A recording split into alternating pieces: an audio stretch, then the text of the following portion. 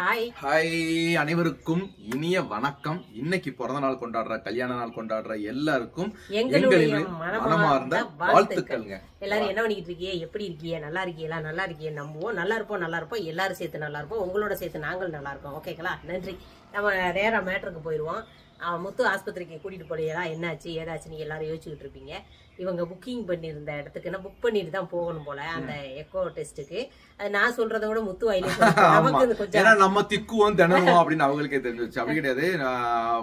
அதாவது அந்த doctor government hospital அந்த டாக்டர் வந்திருப்பாங்க, ஒரு ஸ்பெஷலிஸ்ட் தான். அப்ப அந்த டாக்டர் வந்திருக்கும் போது நம்ம கிட்ட கால் பண்ணி முன்னாடியே அவங்க கிட்ட புக் பண்ணிடணும். அந்த ஒரு நாளைக்கு இத்தனை பேஷண்ட் அப்படின்ற மாதிரி கணக்கு தான் இருக்குன்னு வச்சுக்கோங்களேன். அப்ப நம்ம முன்னகட்டியே இந்த பிசிஷியனுக்கு புக் பண்ணி வச்சுக்கணும். இப்ப நம்ம புக் பண்ணோம் காலையில. அவங்க என்ன சொல்லிட்டாங்கன்னா, புதன்கிழமை தான் அடுத்து வருவார் டாக்டர் அப்படின்னு சொல்லிட்டாங்க. அப்ப நான் சொன்ன இந்த மாதிரி டெஸ்ட் எடுக்கணும், அவர்கிட்ட ஏற்கனவே இப்போ எடுத்த ரிசல்ட் தான் காமிக்கணும், ஒரு செக்அப் கூட பண்ணணும் அப்படின்னு சொன்னதுனால அவங்க சொன்னாங்க, இல்ல புதன்கிழமை தான் டாக்டர் வருவார், அதோட டாக்டர் வர மாட்டாரு, புதன்கிழமைக்கு வாங்க, நீங்க செவ்வாய்க்கிழமையே எனக்கு கால் பண்ணி நீங்க புக் பண்ணிக்கோங்க அப்படின்ற மாதிரி சொல்லியிருந்தாங்க. சரி, ஓகே. ஏன்னா நம்ம புதுசா ஒரு டாக்டர் கிட்ட நீங்க போய் பார்க்க வேண்டியதானே அப்படின்னு நம்ம நினைச்சாலும், அது புதுசா இன்னொருத்தட்ட போய் காமிச்சு அவர் மறுபடியும் ஒரு ஈஸி எழுதி கொடுத்து இதெல்லாம் பண்றதை விட ஏற்கனவே பிரிஸ்கிரைப் பண்ணி அந்த டாக்டர் கிட்டே நம்ம காமிச்சிட்டோம்னா அவர்கிட்ட சொல்லி ஒரு எக்கோ டெஸ்ட் கூட நம்ம எடுத்துக்கலாமே அப்படின்றதுக்காக தான் சரி அந்த டாக்டர் கிட்டே போய்க்குவோம், புதன்கிழமை அன்னைக்கு போய்க்குவோம்ன்ற ஒரு ஐடியால இருக்கிறோம். இப்போ ஒன்றும் செஸ்ட் பெயின்லாம் ஒண்ணுமே கிடையாது. இருந்தாலும் நம்ம ஒன்று எடுத்து வச்சுக்கிட்டா நல்லது தானே அப்படின்றதுக்காக தான் எடுத்தே ஆகணும்ன்ற கண்டிஷன்ல தான் நாங்கள் இருக்கோம். ஆனா புதன்கிழமை எடுப்போம் அப்படின்னு எடுக்கணும். வேண்டாம் அவர் சொன்னாரு. நான் விட போறது கிடையாது. எப்படியும் கட்டாயப்படுத்தினாலும் கூட்டிட்டு போய் எடுத்துட்டு வந்துருவேன். இன்னொரு விஷயம், ரெண்டாவது என்ன கேட்டீங்கன்னா, அண்ணன் ரொம்ப வெயிட் குறைஞ்ச மாதிரி இருக்கு அப்படின்னு சொல்றீங்க. அண்ணா வெயிட் குறையலங்க, அதே 75 கிலோ டு 76 கிலோக்குள்ளதான் இருக்காரு. நான் மட்டும்தான் வெயிட் குறைஞ்சிருக்கேன். அதிகமாகவும் குறையல. நான் ஒரு 5.5 கிலோ தான் குறைஞ்சிருக்கேன்.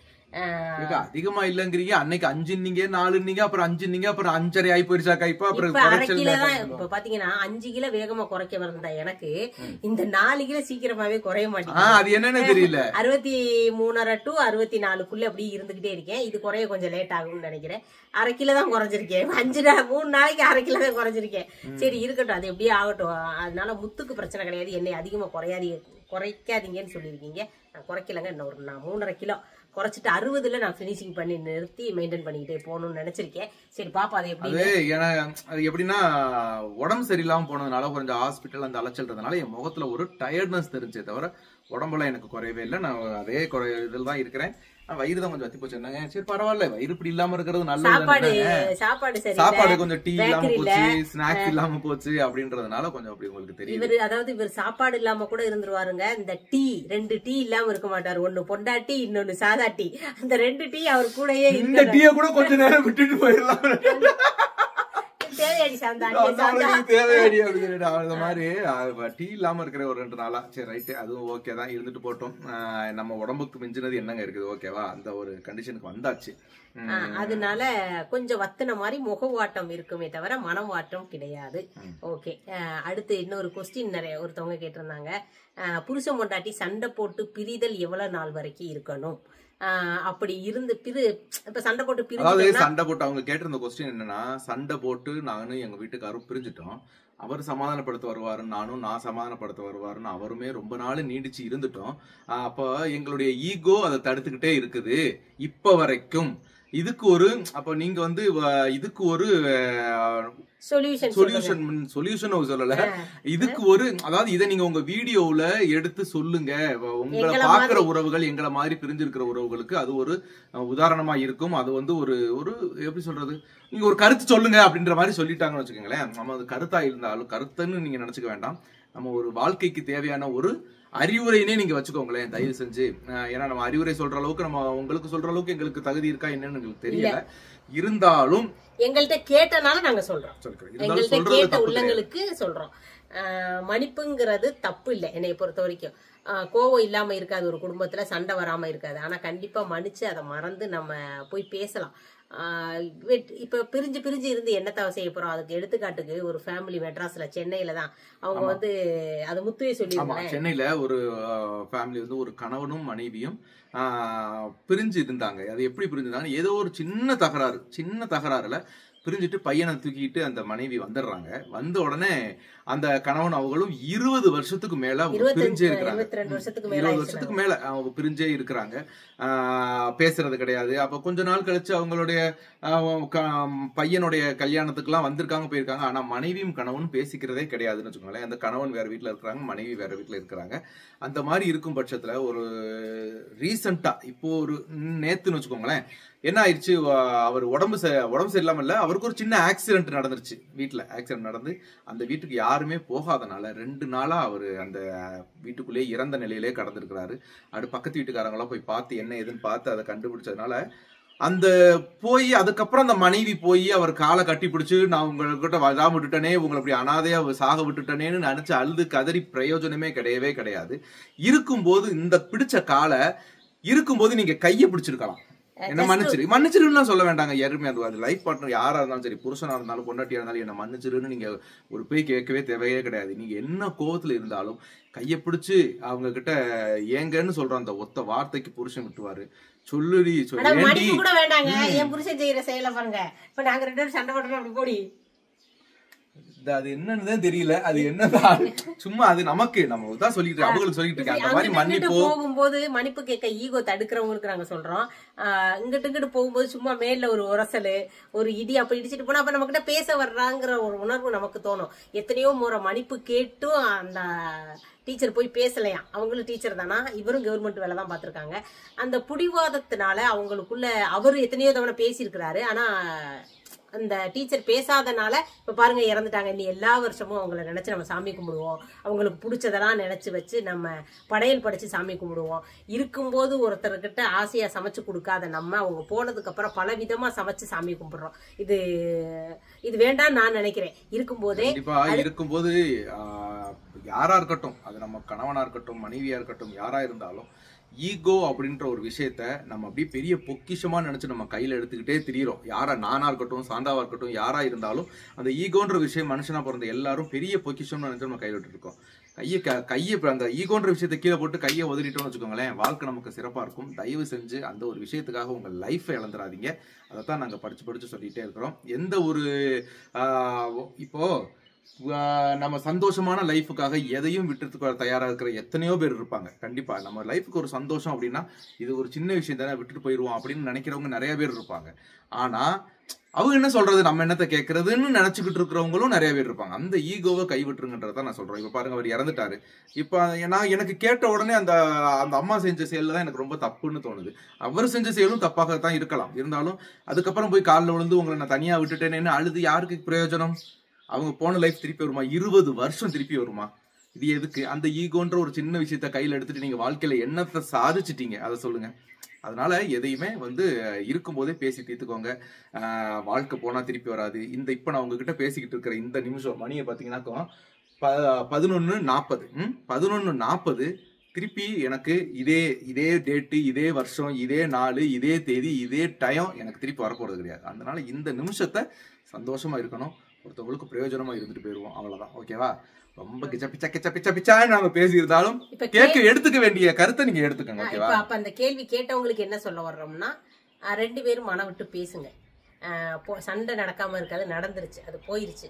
2 பேரும் ஒருத்தருக்கு ஒருத்தர் சாரி சொல்லிக்கங்க. நேர்ல பார்த்து சொல்லலைன்னா ஜஸ்ட் இப்போலாம் போன்லாம் இருக்கேன், போன்ல ஒரு சாரி அனுப்புங்க. சாரின்னு எழுத கூட உங்களுக்கு சங்கட்டமா இருந்துச்சுன்னா ஒரு இமோஜா அந்த மாதிரி எல்லாம் அனுப்பி பேசிக்கங்க.